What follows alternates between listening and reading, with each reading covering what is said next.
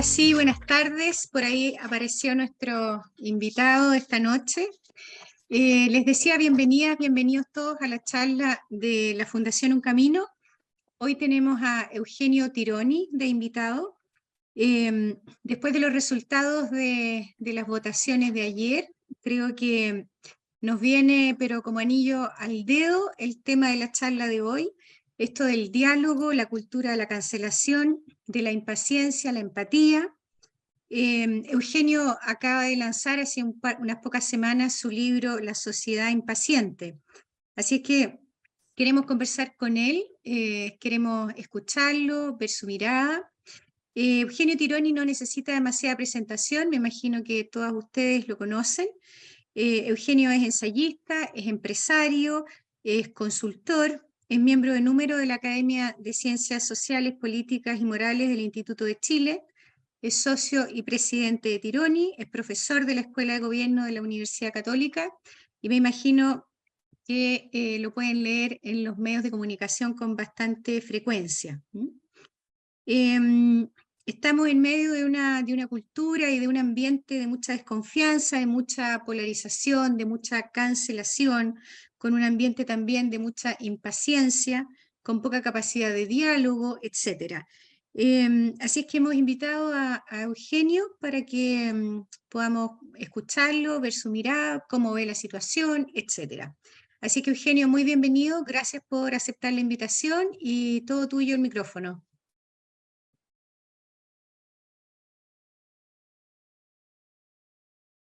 Estoy ya. Muchas gracias por la invitación. Voy a tratar de ser corto porque el tema da para mucho, pero creo que puede ser más interesante la conversación. Eh, eh,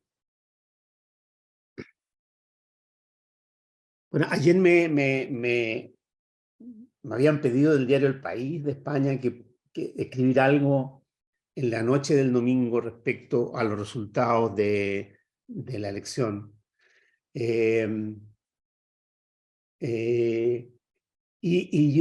me dije a mí mismo, ¿cuál es la pregunta que se haría un lector en América Latina de este periódico, o en España, o en Europa?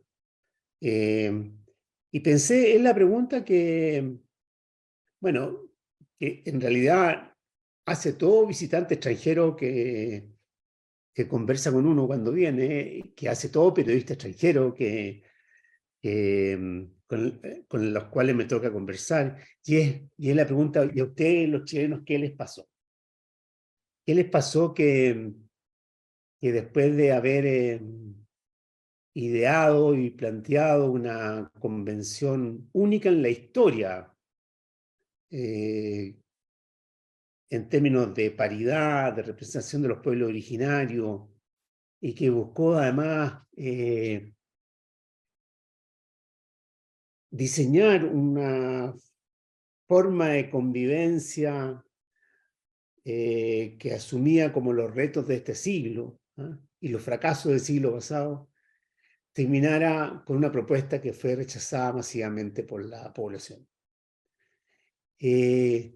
¿Cómo se explica, por otra parte, que ustedes elijan a un presidente y que, como dijo Copano en Viña, a los pocos días, a las pocas semanas, yo creo que el presidente ni siquiera se había instalado, y le dieran la espalda?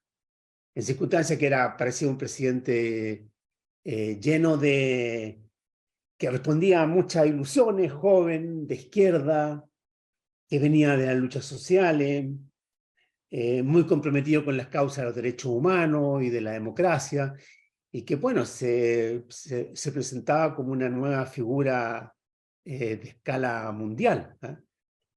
Y yo creo que la pregunta se tiene que haber acentuado en el día de ayer. O sea, ¿cómo es imaginable que quienes han luchado 40 años por tener una nueva constitución que reemplace a la de Pinochet sean relegados a una minoría en el nuevo Consejo Constitucional, y que queden con el control aquellos grupos, aquellas figuras que se opusieron durante todo este tiempo a cualquiera otro proyecto constitucional, incluso hicieron abortar todos los procesos. O sea, esto sí que fue poner al zorro al cuidado de la gallina, ¿no?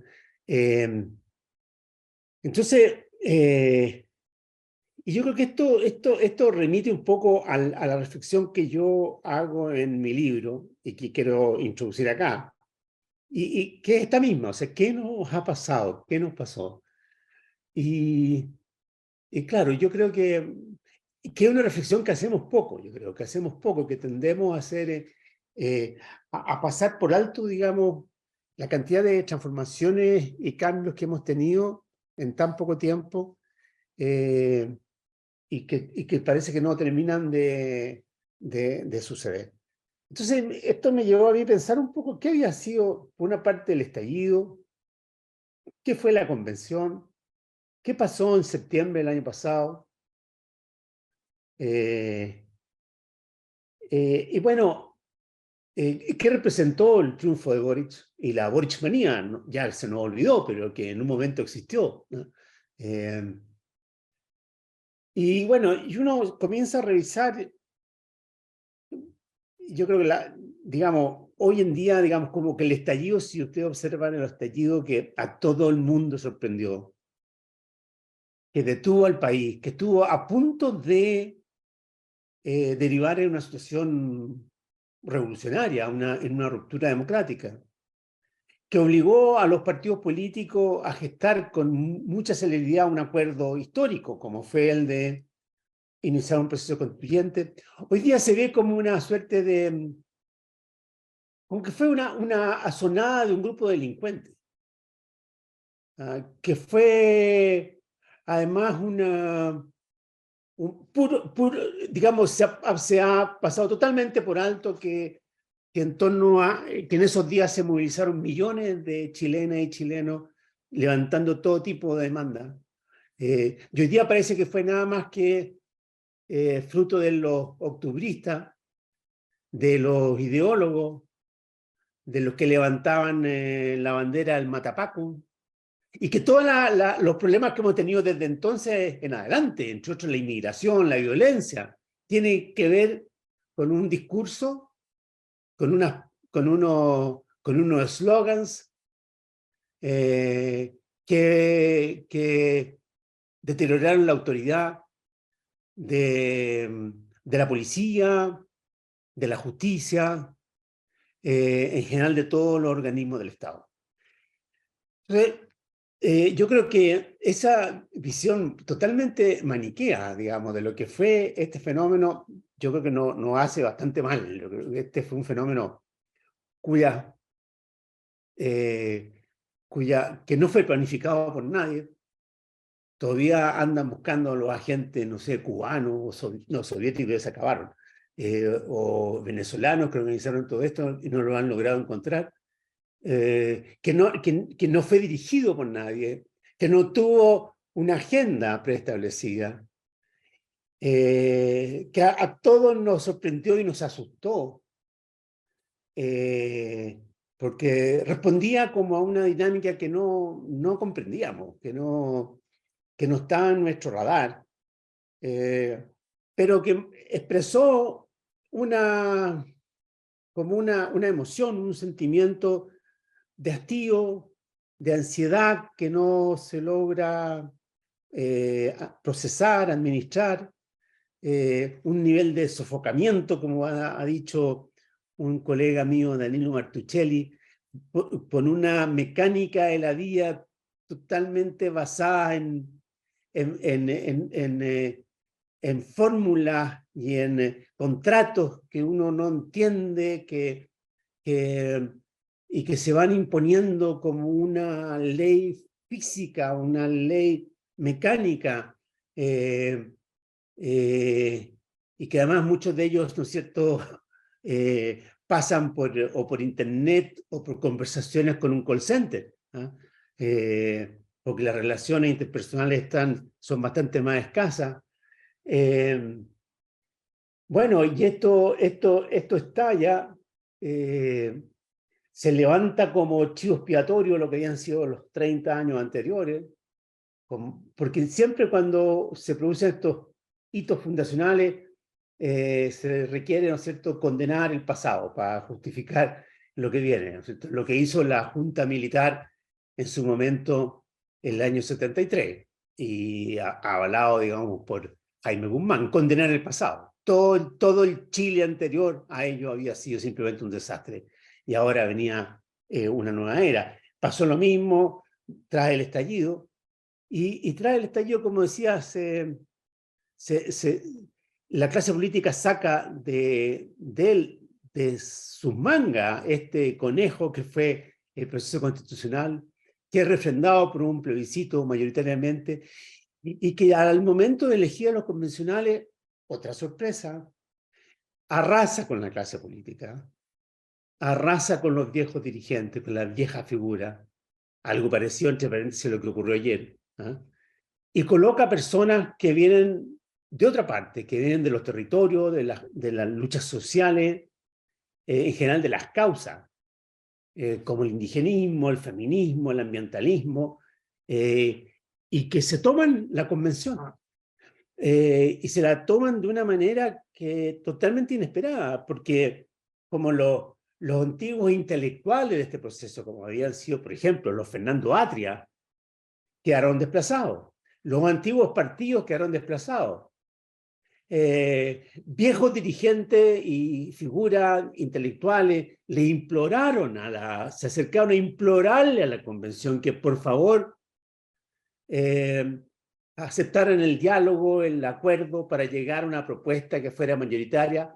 Fueron no solamente desechados, sino que fueron un poco ridiculizados, y se les dijo: ustedes, ¿por qué se meten a algo que no les corresponde? Porque ustedes no fueron elegidos para esto, nosotros sí.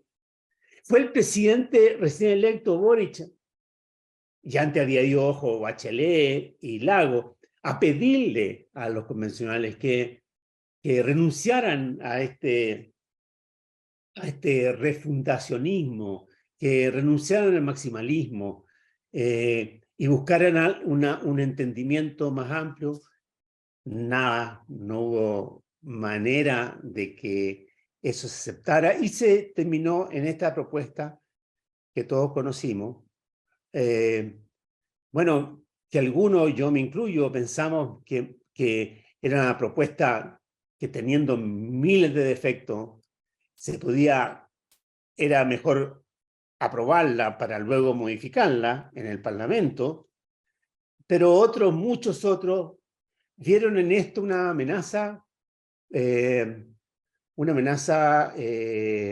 a su forma de vida, a su historia, a sus tradiciones, y algunos con entusiasmo y otros más bien con resignación optaron por rechazarla. Ahora, esto coincide además,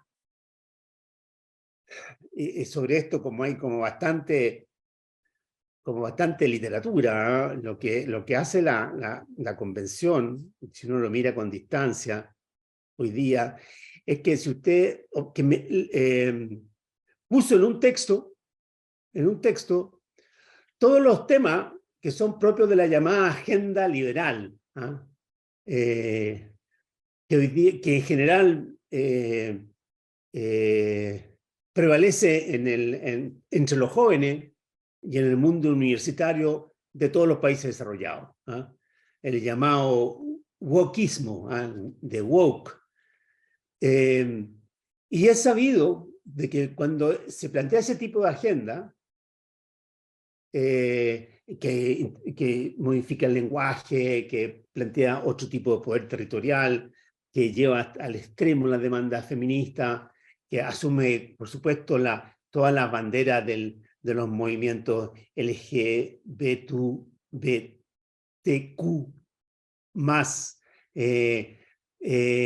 y así por delante, rediscute el tema de la nación, generan una resaca, un rechazo y una movilización del mundo conservador, del mundo más tradicional, en general, un mundo mayor, de menos educación y menos recursos, que vive fundamentalmente en el mundo rural que fue abandonado por estos jóvenes más escolarizados, porque el joven que se escolariza, ¿no es cierto?, no sé, en un pequeño pueblo del sur, no vuelve a ese pueblo, ¿no es cierto? Se queda en la ciudad, se queda en Temuco, se quedará en Puerto Montt, se quedará en Valdivia o derechamente se viene para Santiago.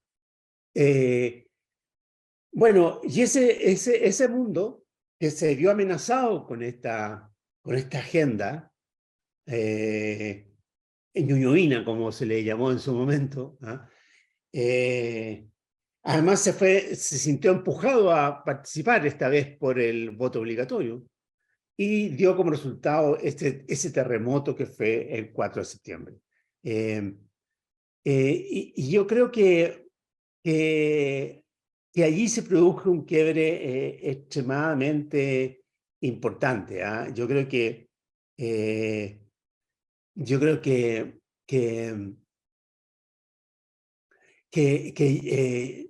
nosotros ya veníamos viendo desde antes una saturación, bueno, obviamente con esa agenda, y una saturación también que se expresó, digamos, la creciente desconfianza con la convención. Y además, lo que yo llamo ahí en el libro un extendido sentimiento de impaciencia que nos hace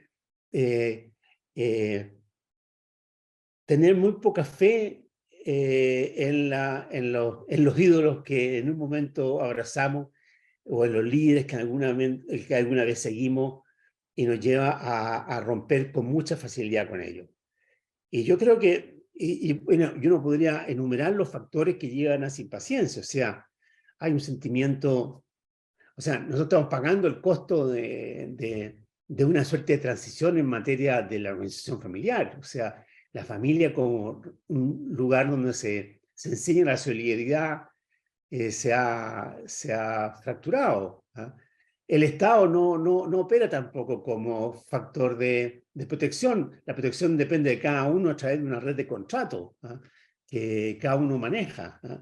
Contratos en general con proveedores privados o incluso con el Estado, pero en base a contratos individuales. Tenemos la crisis de la religiosidad y particularmente de la Iglesia Católica, que era un factor de cohesión muy importante en la sociedad chilena.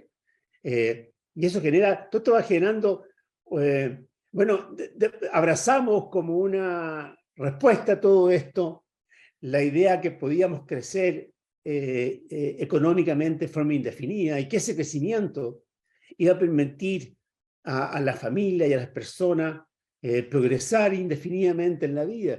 Y esa aspiración también se ve frustrada porque el crecimiento se hace cada vez más escaso. Y esa promesa meritocrática que fue muy importante en un primer momento, va también haciéndose cada vez más lánguida, un poquito cada vez menos exitosa. A esto se suma, digamos, que hemos tenido, en parte por nuestros éxitos, en buena parte por nuestros éxitos, más la crisis de Venezuela, un aumento desbocado de la inmigración.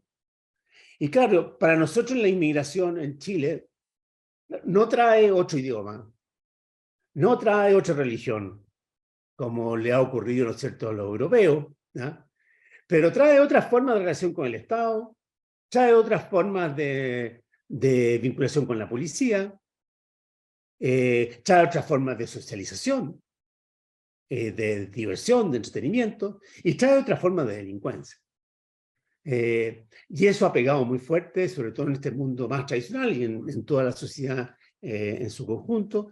O sea, en suma, esa expectativa que se genera en Chile tras el 18 de octubre y que toma cuerpo en la convención, con mucha rapidez se comienza a volver como una suerte de ente extraño, ¿no?, frente a los problemas que la sociedad comienza a sentir. Y yo creo que eso explica el resultado de septiembre del año pasado. Y lo que hemos vivido desde entonces es prácticamente una continuación de ese terremoto. ¿Ah? En ese sentido, si a mí me dijeran que explique los resultados de ayer, yo diría, claro, algunos han dicho esto fue un terremoto, yo diría esto no fue un terremoto, esto fue la réplica de un terremoto. El terremoto fue septiembre, y quien movió las capas tectónicas fue la convención. Y bueno,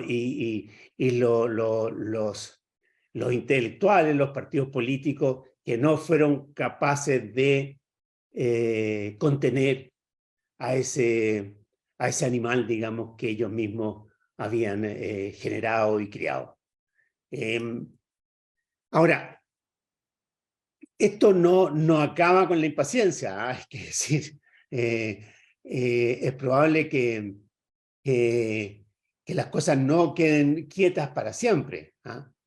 Pero yo tengo la impresión de que el hecho que hubiésemos tenido el resultado que tuvimos en septiembre, que se replica casi idénticamente en el día de ayer, muestra que aquí entramos en una ola conservadora de larga duración. Todos sabemos, ¿no es cierto?, que si hay alguna ley de la historia que aún permanece en pie, es aquella que los momentos de cambio revolucionario, ¿no?, o refundacionales son seguidos por etapas, digamos, de restauración, de reacción. ¿No? Y aquí estamos viviendo esto. O sea, esta etapa que en cierto modo se inicia el 19, o un poco antes, que nos llevó a la convención, nos llevó a Boric, nos llevó a apostar por una nueva generación, con una agenda liberal, digamos, postmaterialista, como dicen algunos expertos, fue engendrando una resaca, una reacción conservadora, digo conservadora en el sentido más estricto del término, en el sentido que una reacción que busca seguridad, que busca autoridad, que busca orden, que busca restablecer los principios más tradicionales de convivencia, ¿no? Y que mira el presente más mira el futuro con mucho miedo, y que busca refugiarse en las certezas que le da el pasado. En ese sentido me refiero a esta ola conservadora. Yo estimo, digamos, que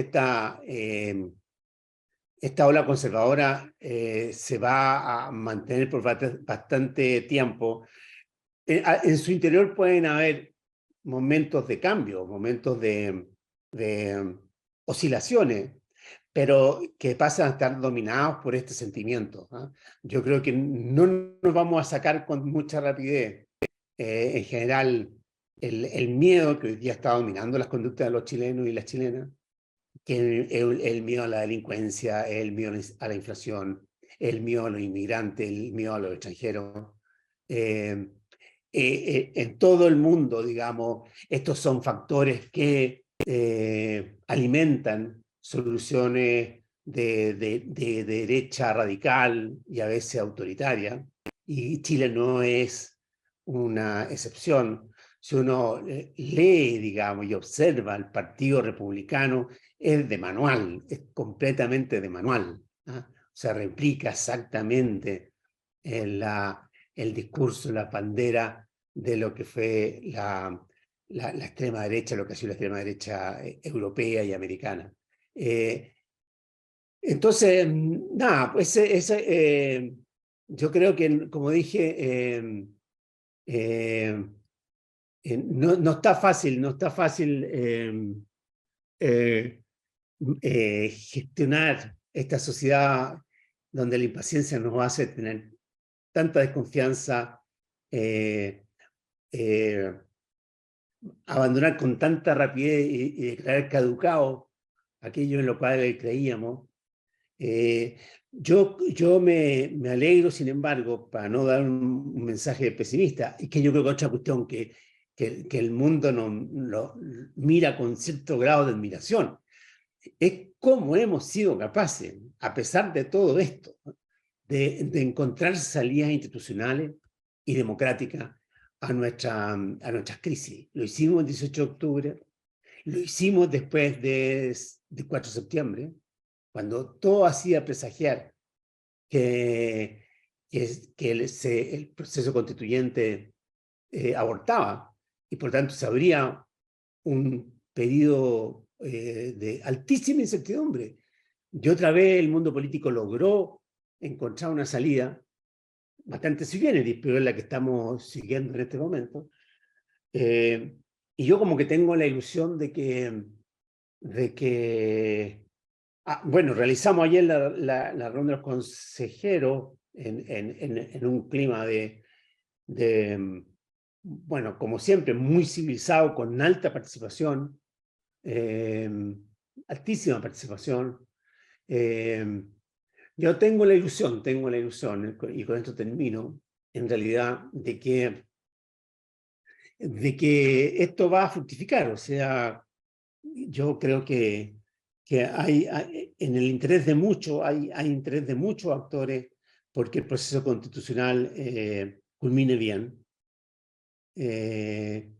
O sea, que se proponga un texto que pueda ser aprobado muy mayoritariamente en diciembre próximo.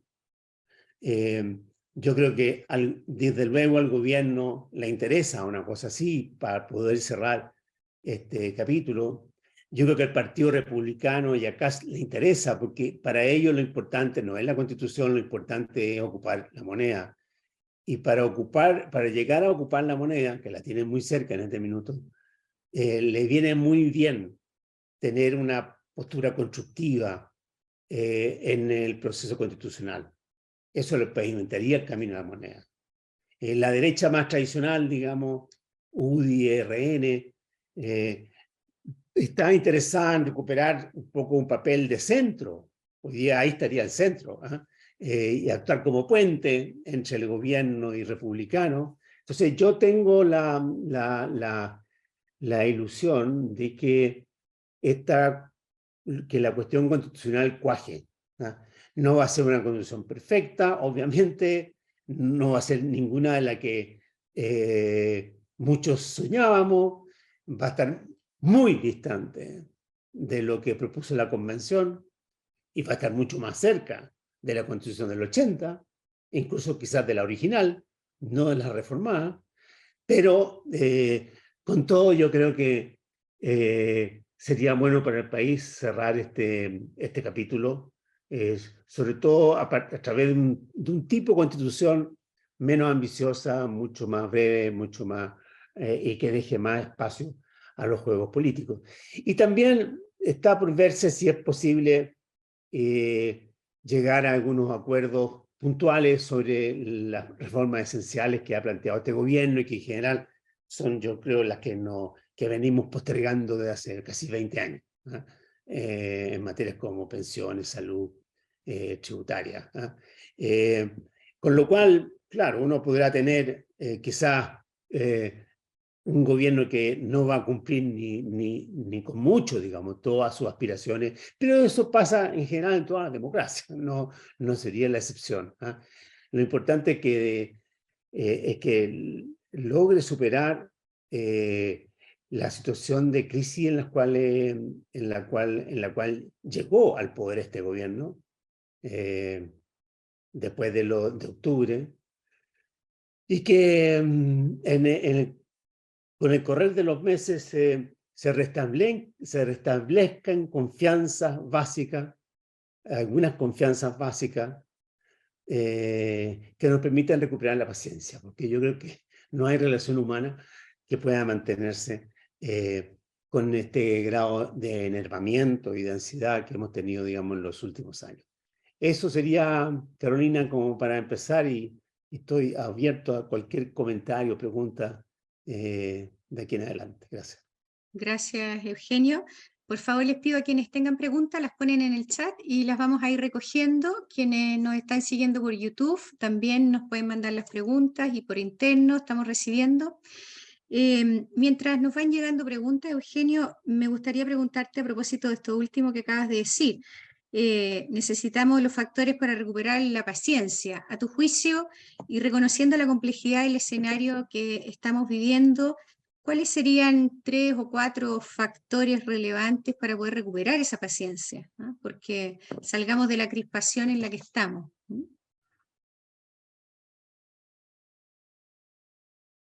Tienes que activar tu audio, Eugenio.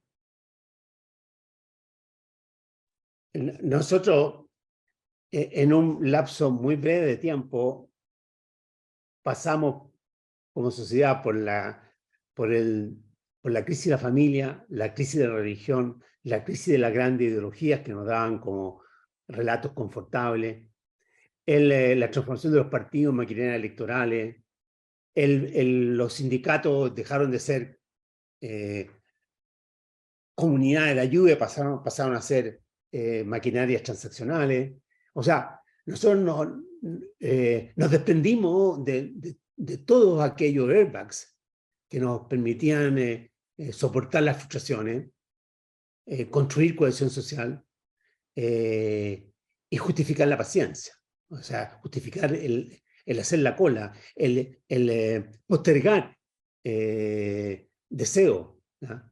Y aspiraciones en función de un porvenir que se esperaba mejor. Nosotros en un lapso muy breve lo abandonamos, ¿no? Yo quiero decir respecto de esto que tengo una opinión que no he elaborado demasiado, pero yo creo que esta es la consecuencia más grave que ha tenido el hecho que nosotros adoptáramos como propio este modelo de capitalismo que hemos vivido en los últimos 40 años. Es un modelo capitalista, digamos así, un capitalismo protestante, ¿no? Muy individualista, muy contractualista, ¿no? Que busca eliminar todo espacio comunitario, ¿no? Que hace de la solidaridad incluso no busca eliminar las solidaridades básicas. Por ejemplo, la de las familias y la de los jóvenes con los adultos mayores. Y pasa a ser esto una tarea de cada uno a través de su ahorro, ¿no? Hoy día mismo, ¿no es cierto?, si se plantea incrementar el fondo solidario de las pensiones, la población dice, no, yo quiero que sea personal individual. O sea, cada uno mata su chancho, para decirlo en palabras muy vulgares. O sea, se produjo aquí un cambio cultural tremendo que ha venido alimentando esta impaciencia. Entonces tú me dices, ¿qué hacer frente a esto? Yo creo que es súper importante que nuestras instituciones sigan funcionando, como hemos logrado hasta este minuto, ¿no? Nosotros estuvimos a un tris de que esto se rompiera a fines del 19, ¿no? Y la hemos logrado sortear. Yo creo que ha sido importante que un segundo tema, que las nuevas generaciones, que por razones biológicas son a quienes les corresponde tomar el mando del país, estén hoy día, digámoslo así, en posiciones de poder. Porque esto le ha permitido comprender la importancia que tiene el orden, el valor que tienen las normas, la relevancia que tienen las instituciones. Y desde luego, de que nada se alcanza sin paciencia, ¿ah?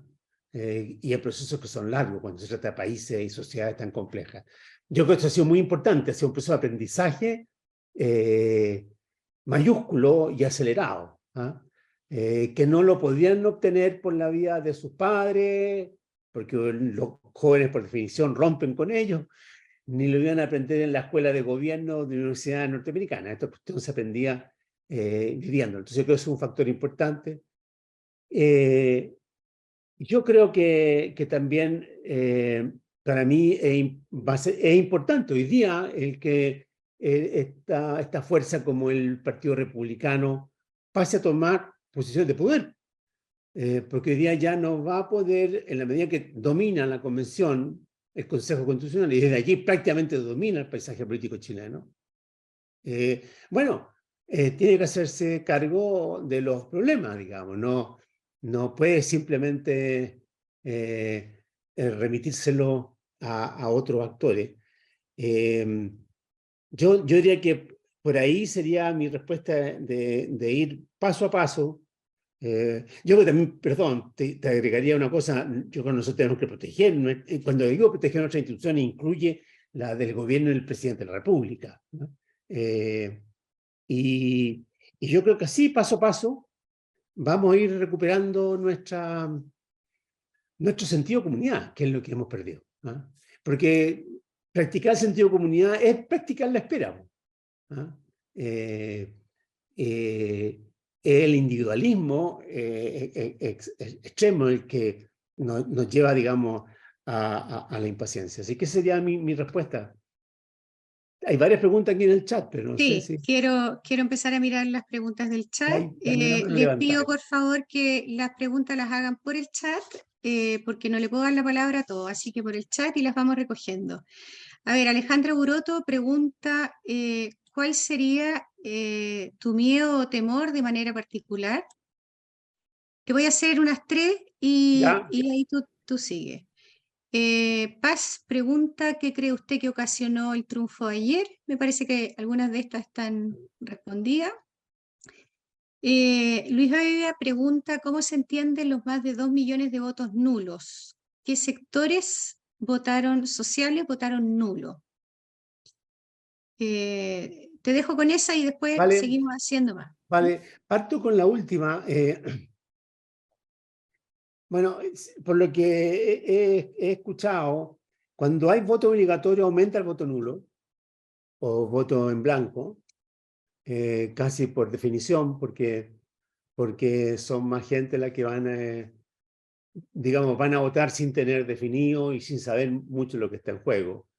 En este voto nulo se confunden y es muy difícil discriminar qué es lo que hay aquí de confusión, de equivocación. Se sabe que muchos de los votos nulos es porque la gente votó por un nombre en cada lista. ¿Y cuánto hay aquí de rechazo, de desafección? No sabemos todavía eso. En todo caso, lo claro es que este voto se dio, que es muy alto, se dio fundamentalmente en las comunas populares, o sea, de más baja educación o de más bajo interés en la política y en las elecciones, ¿no? O sea, cuando en el voto voluntario esos eran los segmentos que menos votaban, hoy día están votando al mismo nivel que en los estratos altos, pero hay un mayor grado de nulo y de blanco, ¿no?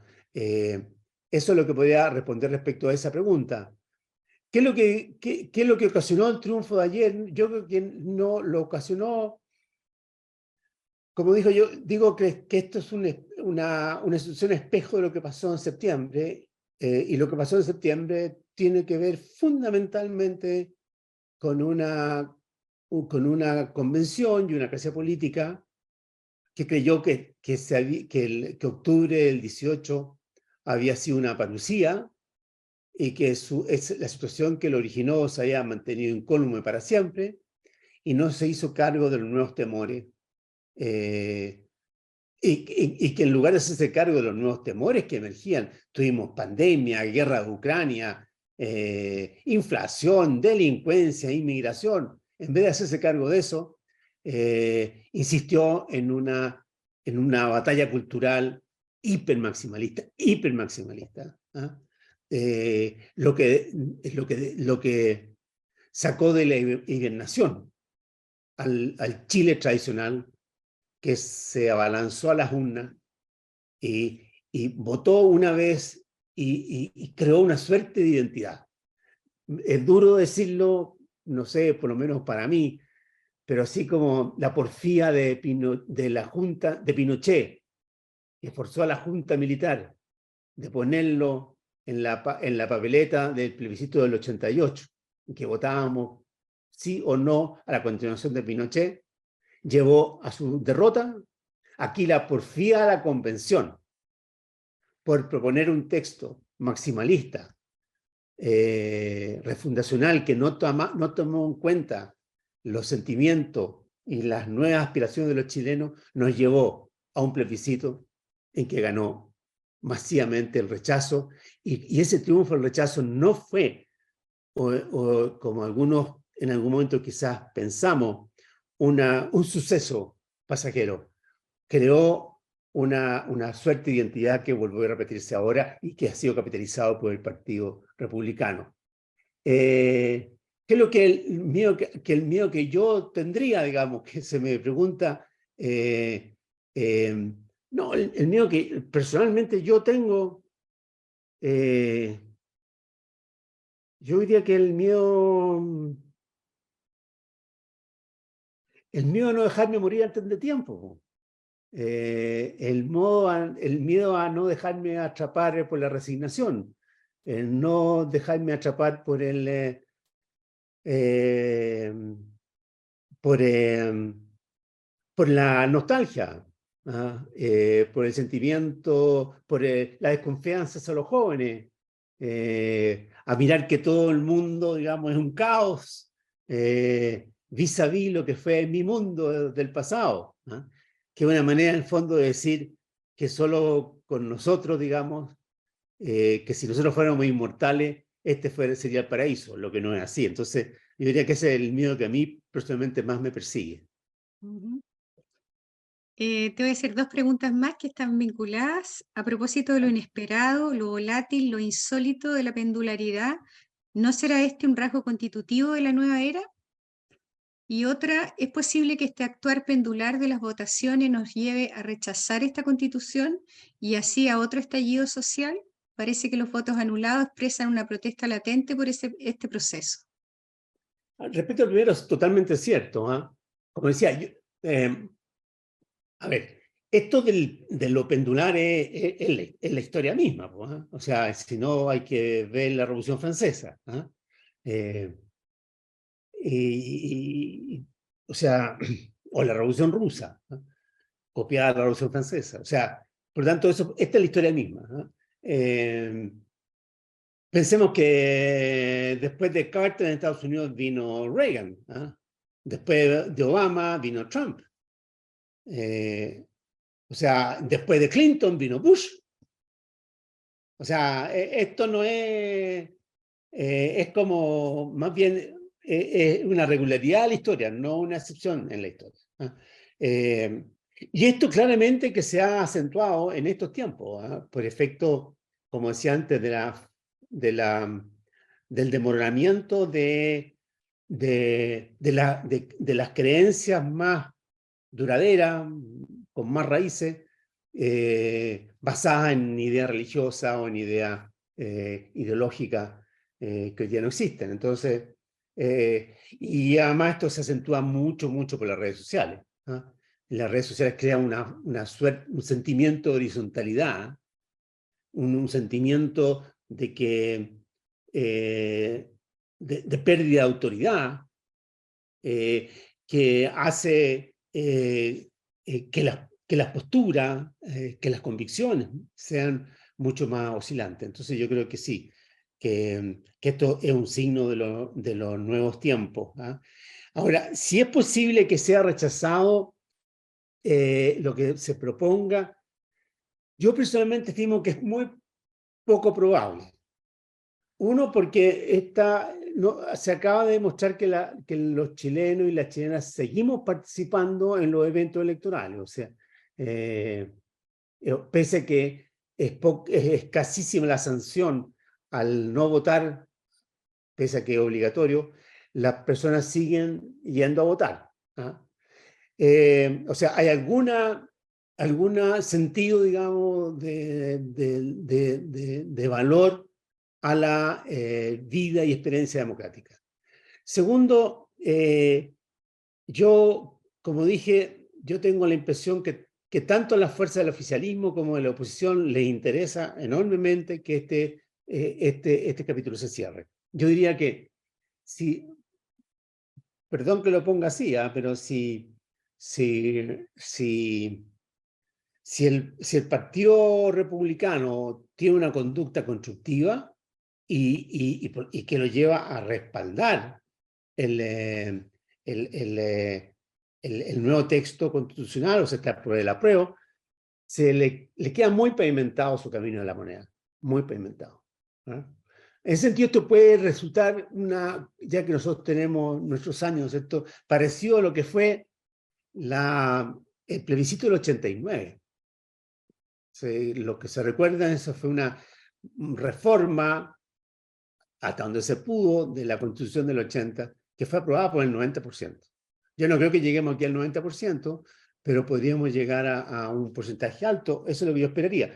Pensar que los blancos y los nulos son una protesta latente, eso sí que es un albur, eso sí que es muy difícil, eso sí que sería una afirmación, y que ahí está, digamos, encapsulado un protoestallido.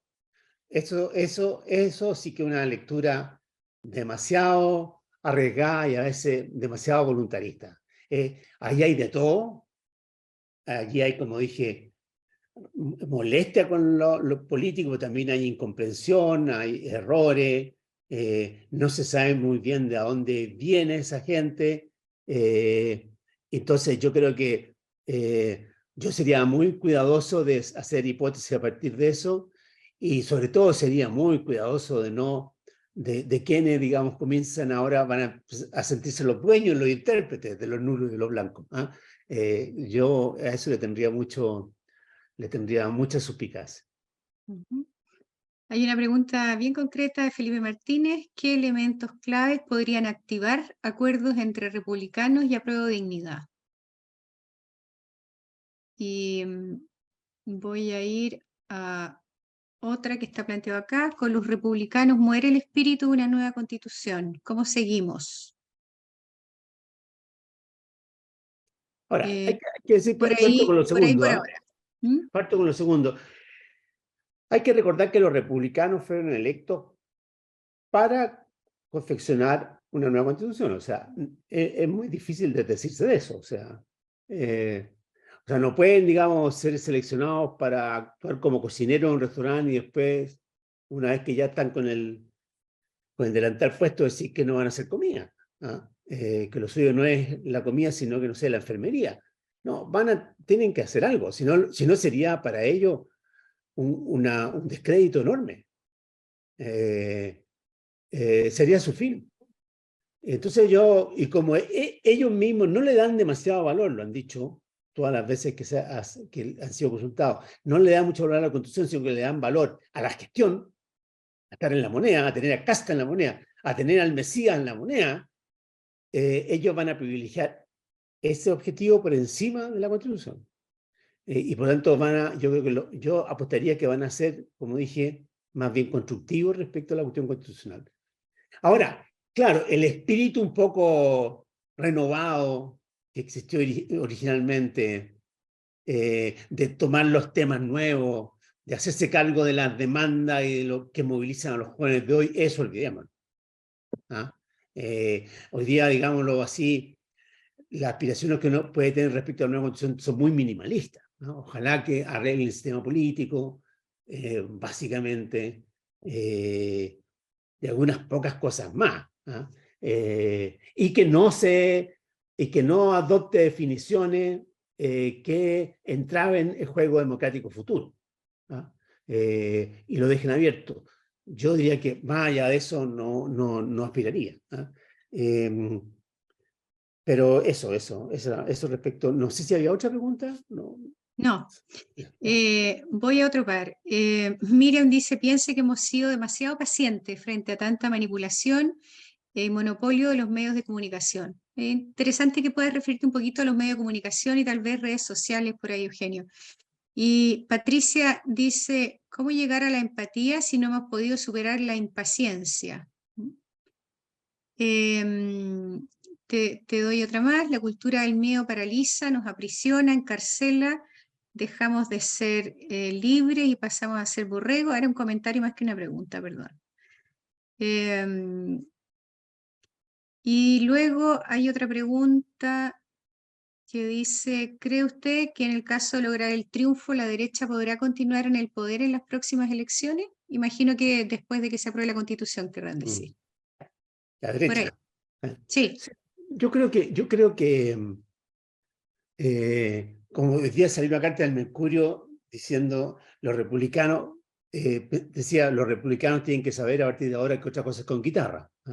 Si uno lee las declaraciones de las últimas horas, son todas apaciguadoras. No son, no son exacerbadas. Yo creo que los republicanos hoy día, que son un partido muy disciplinado y que responden muy centralizadamente, muy leninistamente a su líder, que es José Antonio Kast, van a subordinarlo todo, digamos, a ponerlo en la moneda. Entonces yo creo que la cosa va a ir por ahí. Ahora, ¿cómo llegar a un acuerdo con el gobierno, con la Prodignidad o con las fuerzas que están en el gobierno? Uno se imagina que hay como... A ver, yo creo que el presidente ayer fue claro y bajó la línea, digamos.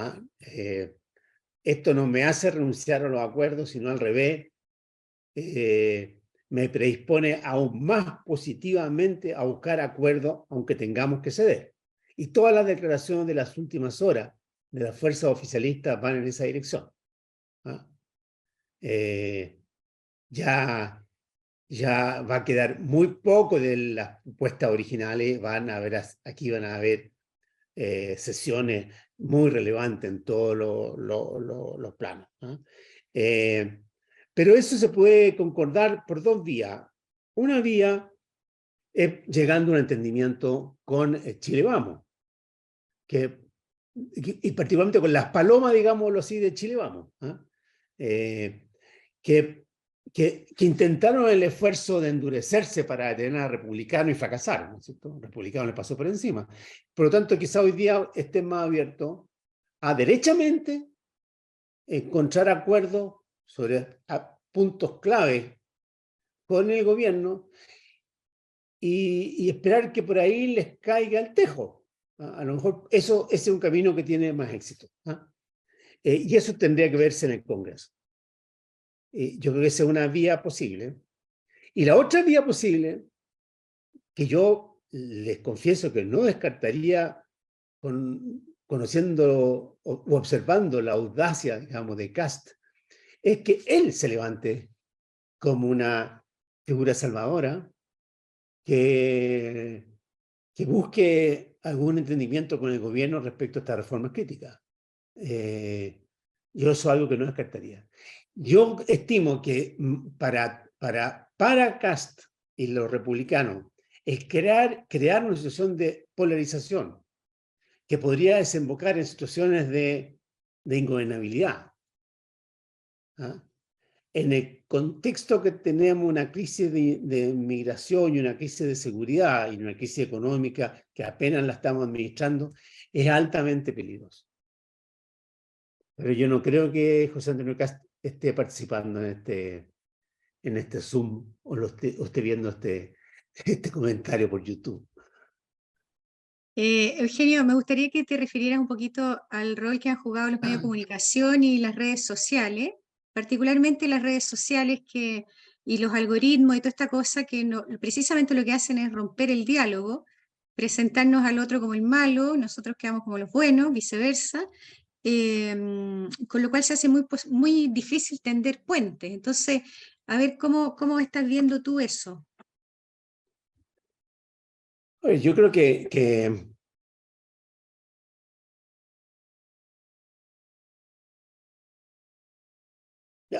yo creo que el error que tuvieron las fuerzas políticas que dominaron la convención fue la de creer que podían dar una batalla cultural y ganarla. Se eligieron la peor cancha para triunfar, porque se lanzaron a la batalla cultural y la perdieron. Y la perdieron en parte porque, como decía, porque movilizaron a este gigante en hibernación, que era ese pueblo que no votaba, tradicional, rural. Piensen ustedes que, piensen dónde ganó el rechazo y dónde ganó ayer los republicanos. ¿Dónde ganaron? Ganaron en las zonas populares, en las zonas rurales. En Chillán, en la zona de Ñuble, sacaron 40 y tantos %. O sea, desde la democracia cristiana de los 60 que no se veía un ciclón de esta envergadura. En 4 años logra sacar 40 y tantos % en Ñuble, 40 y tantos % en Los Lagos. Gana en todas las comunas populares. Gana más en el mundo popular que en el barrio Alto de Santiago. Gana lejos en todas las comunas donde hay mayor proporción de población evangélica. Ahí, en esas comunas duplica o triplica a los partidos que vienen detrás.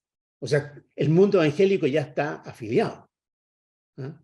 Entonces, el mundo de izquierda liberal no se dio cuenta el monstruo que estaban despertando.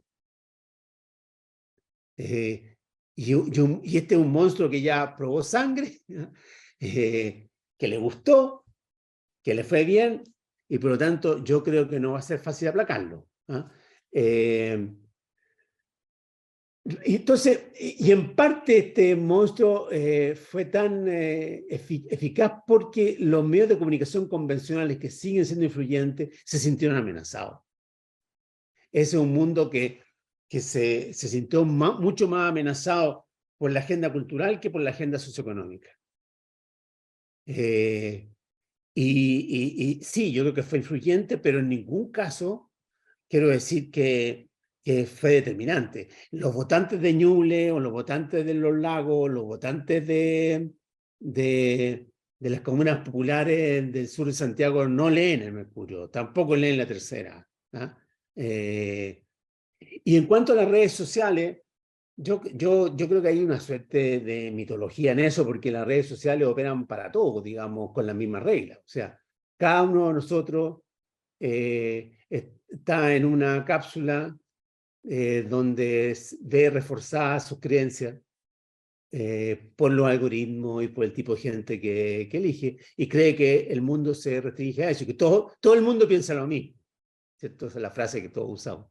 Es todo el mundo que me rodea que piensa lo mismo. Entonces yo no le doy la importancia que algunos le han dado. Más aún cuando ya, claro, eso se pudo haber dicho respecto del Brexit, ¿no es cierto? Que fue un episodio, pero aquí tenemos 2. Y cuando ya son 2, es tendencia. Luz María pregunta, ¿cómo explicas que haya sido tan silenciosa y de bajo perfil la campaña de los consejeros? Poco se hablaba de estas elecciones, desde lo que ella pudo observar, como si no tuviera la trascendencia que tiene, especialmente en el oficialismo. Yo creo que era difícil la tarea de los candidatos al Consejo, sobre todo si no, sobre todo para los oficialistas. Porque si era de oposición era muy simple, era estar contra el gobierno, contra la delincuencia, contra la inmigración, contra la crisis económica y por los valores tradicionales. Estaba simple. ¿Ah? Por el otro lado, la cosa era mucho más difícil, había que entrar en el detalle. ¿Ah? Y eso es muy difícil de explicar. ¿Ah? Decir, oye, esto no es una definición sobre el gobierno. O sea, efectivamente, problemas de seguridad, problema de seguridad. Pero eso no es lo que tiene que determinar tu voto. Tu voto tiene que estar determinado por lo que tú crees de la democracia, los valores, los derechos humanos. O sea, era muy difícil. Era muy complicado. Entonces, además fueron 2 listas por el lado del oficialismo, que también complicó un poco más las cosas. Se pensó en que poniendo marcas antiguas de mucho señorío, digamos, representadas por personas más de mayores, eso iba a tener algún eco en la mente de las personas. Tuvo 0 eco. La situación es bastante desastrosa para esas figuras que se presentaron. ¿Por qué? Porque la persona, los votantes sobre 50 o 60 años se fueron en masa a los republicanos. Y la figura, y Andrés Saldívar o Jaime Rabiné, o qué sé yo, o Sergio Vittar, no le decían nada. Sergio Vitale en Tarapacá sacó cerca del 5%. Alguien que fue senador,